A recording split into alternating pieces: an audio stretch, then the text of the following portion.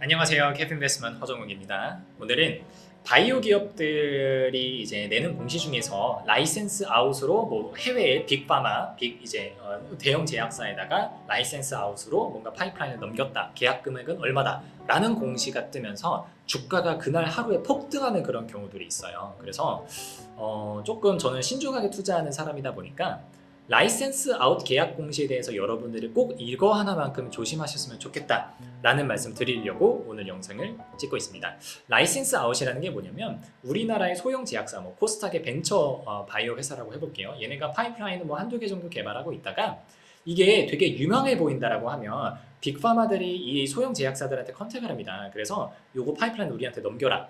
우리가 대규모 자본력 집행해가지고 요거 인상 3상 가져가 줄게. 라고 하면 소형 제약사 입장에서는 나쁠 거 없죠. 제 가격, 적당한 가격을 쳐주고 우리 회사 파이프라인 가져가가지고 성공시켜주겠다라고 하니까 그렇게 체결되는 거. 우리 회사가 개발하고 있었던 파이프라인 라이선스를 해외다가 판매하는 거. 요거를 라이센스 아웃이다 라고 이렇게 표현을 해요. 그럼 라이센스 아웃 계약의 구조가 보통 어떻게 되냐면 처음에 그 파이프라인을 사갈 때 업프런트, 선급금으로 주는 게 있어요.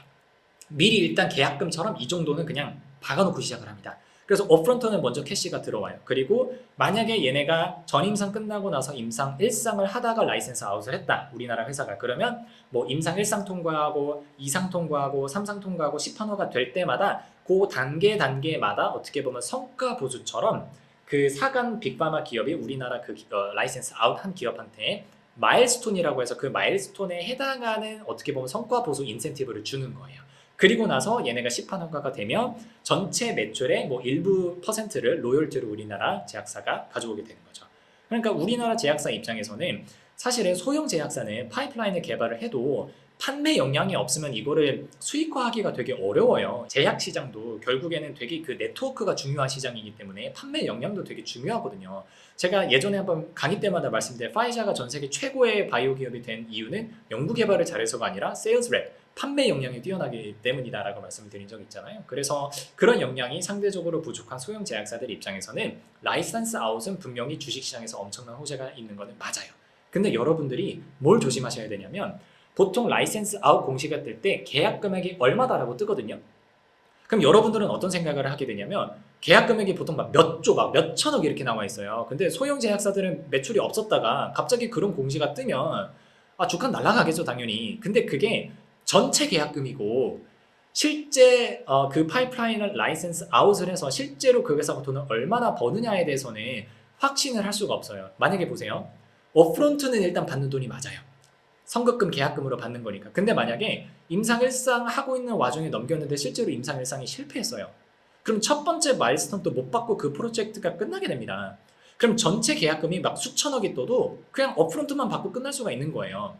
그리고 혹은 진짜 기업이 꾸준한 캐시플로우를 창출하려면 내가 넘긴 그 파이프라인이 10판 허가가 돼서 로열티까지, 전체 매출의 로열티까지로 이어져야 완벽한 성공이 되는 건데 결국에 10판 허가가 안 나면은 일회성으로 마일스톤만 몇 번 받고 또 끝나는 거거든요.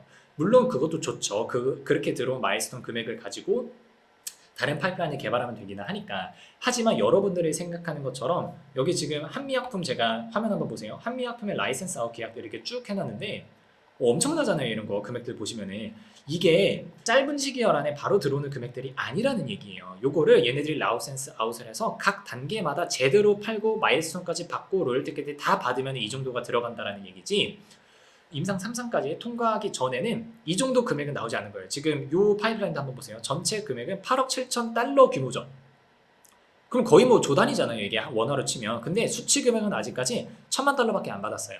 그러니까 나머지 그럼 8억 6천만 달러는 마일스톤이 이제 임상 단계가 진행될 때마다 성과 보수로 들어와야 8억 7천만 달러가 들어온다는 얘기지, 아직까지는 1,000만 달러밖에 받은 게 없다라는 얘기죠.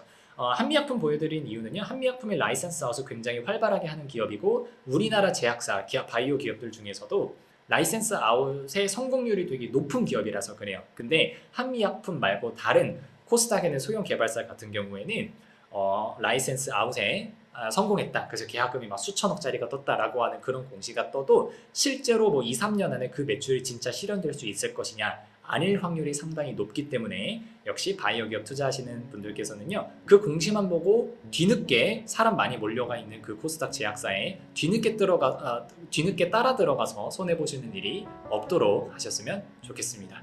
오늘은 여기까지 하겠습니다. 감사합니다.